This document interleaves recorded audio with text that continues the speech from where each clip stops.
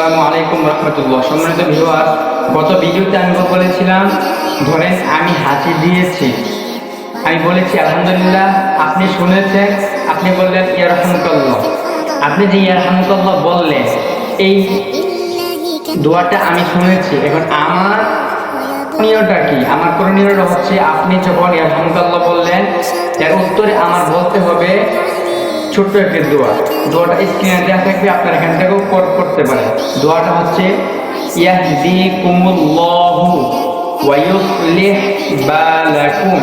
আমি আবারও বলছি, ইয়াহদিকুমুল্লাহু ওয়া ইউসলিহ বালাকুম। ভিডিওটি বেশি করে শেয়ার করে দিবেন, নিজে আমল করবেন, অপর ব্যক্তিকে আমল করার জন্য তাগিদ দিবেন।